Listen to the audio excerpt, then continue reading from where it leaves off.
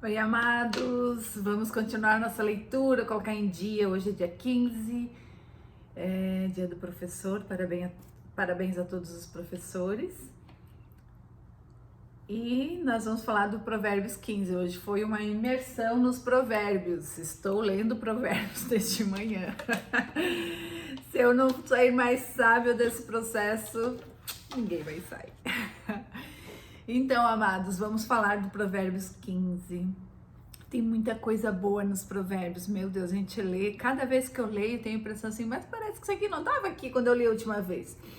Então, a gente precisa entender que provérbios é um texto, né, que é atemporal, foi escrito há mais de 3.000 anos por Salomão, e Salomão foi o homem mais sábio de todos os tempos e mais rico também. E Salomão, em sonho, Deus apareceu para Salomão e Deus perguntou: Salomão, o que tu gostaria que eu te desse? Né? E ele disse assim: eu quero mais sabedoria. E além de ele pedir mais sabedoria, ele foi inteligentíssimo, porque ele disse assim: eu quero mais sabedoria para ajudar o meu povo. Então ele pediu certo, pediu bem e pediu com uma vontade, com um propósito que agradou o coração de Deus. Então tá aí um recado: quando a gente for fazer um pedido para Deus, que a gente entenda que Deus vai nos ouvir, se nesse pedido também a gente vai atender a mais pessoas. É muito bacana a gente entender isso. Então a gente vai falar de Provérbios 15. Hoje, dia 15, a gente vai falar em Provérbios 15 aqui.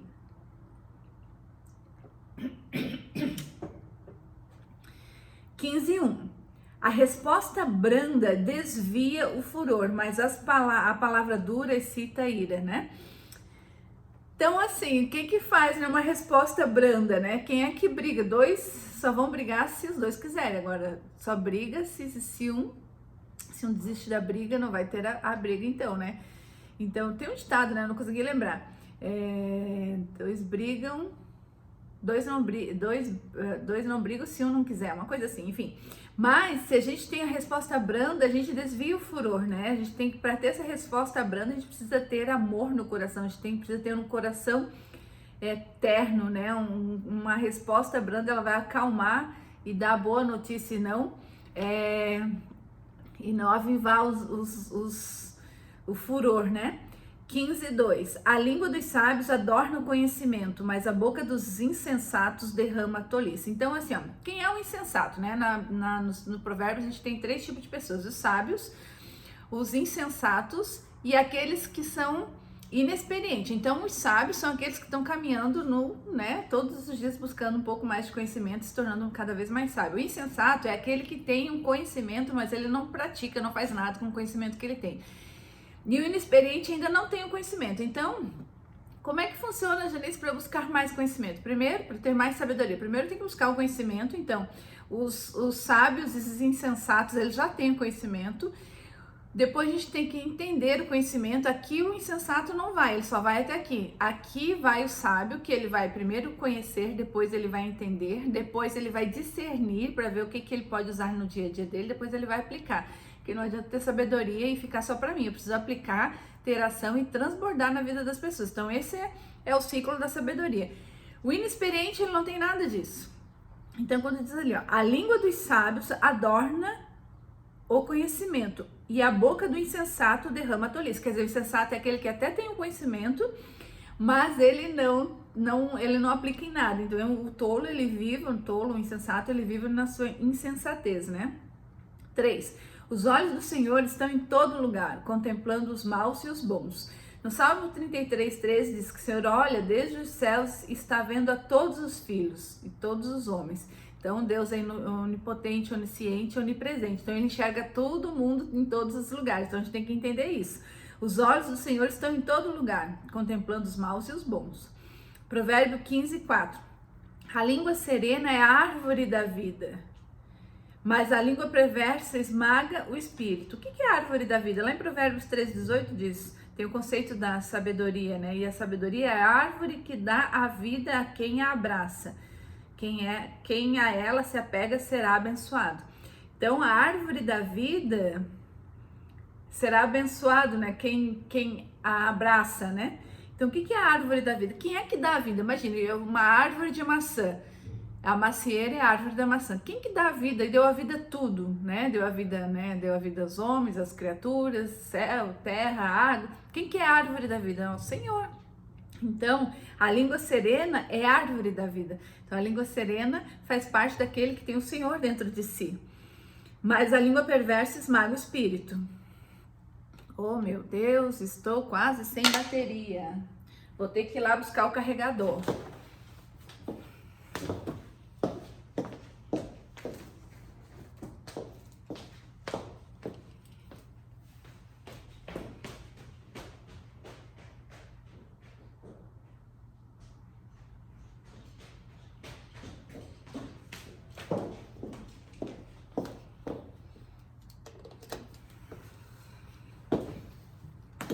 Isso acontece com os popstars da internet, imagina se não ia acontecer comigo. Vamos só arrumar um carregador aqui. Meu Jesus, que eu não derrubo a live. Vamos lá. Ai, agora como é que eu ia ficar isso? E agora, carregador, como é que nós vamos fazer isso? Vou segurar. Pronto, decidido. Vamos lá. O insensato, 15:5. O insensato despreza a instrução do seu pai. Olha, eu fiquei bem pertinho de vocês agora.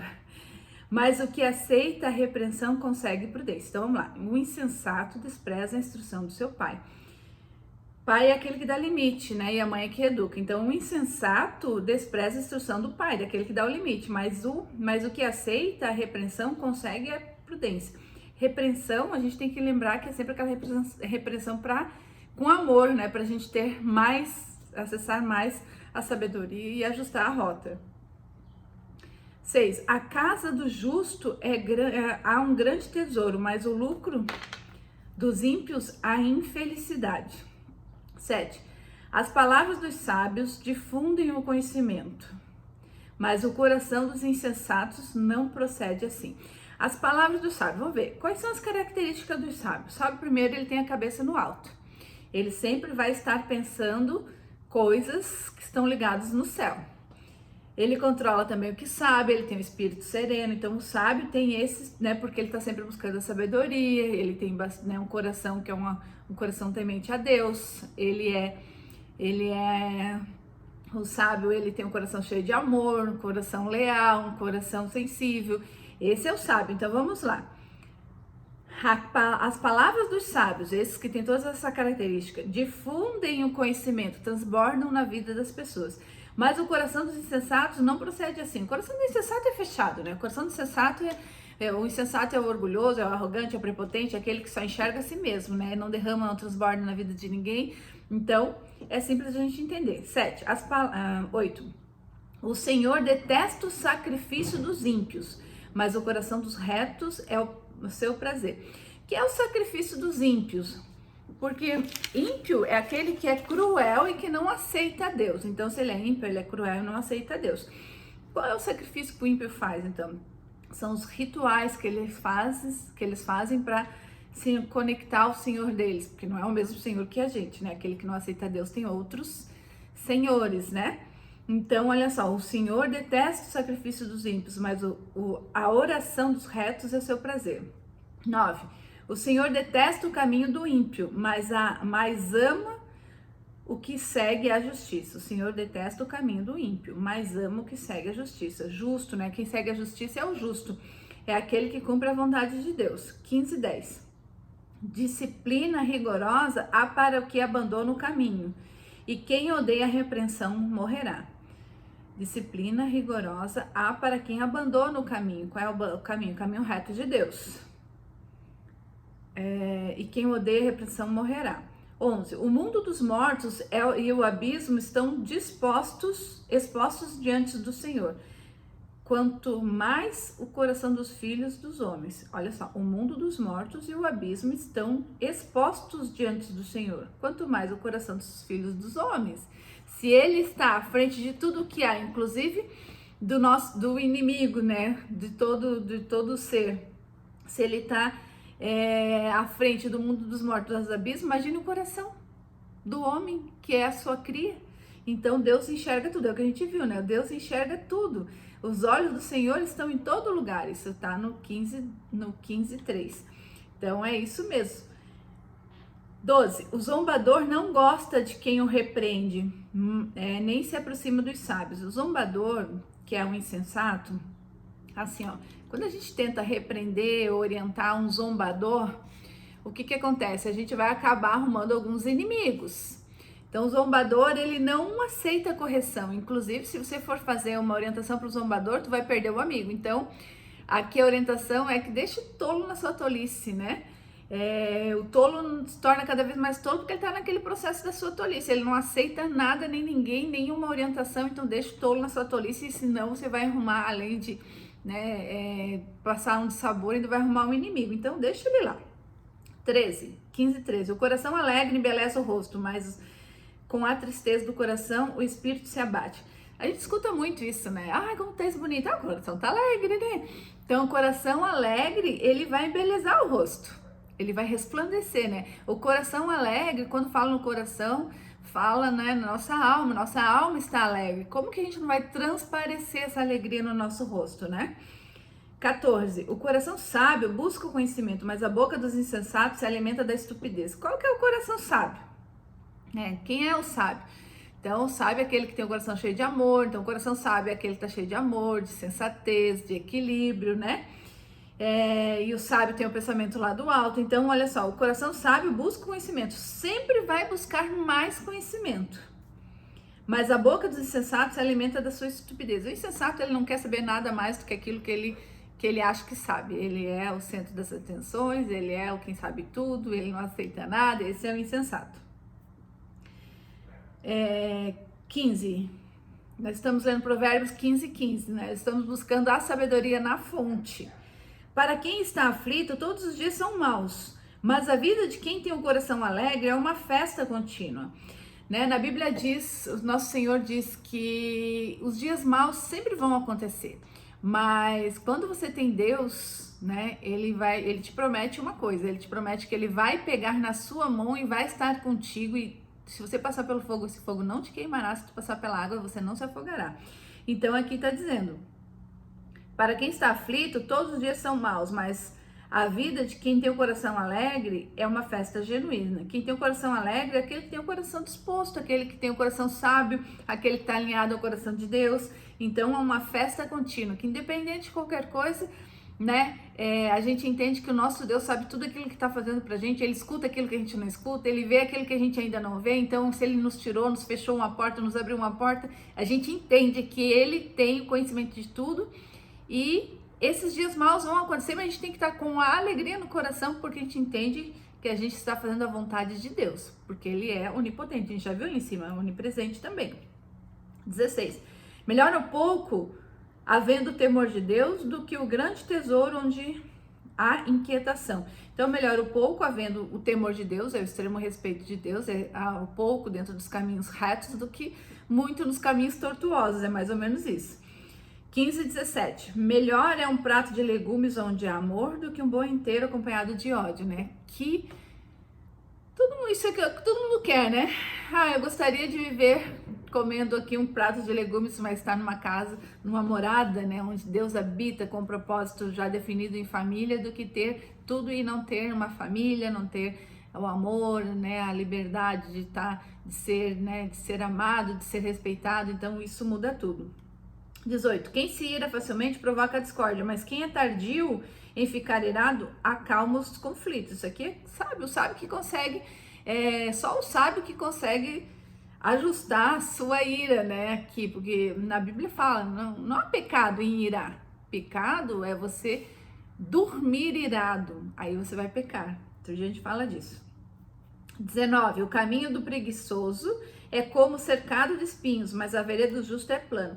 Ali o preguiçoso várias vezes a gente escuta, né? No 6:9 diz, né?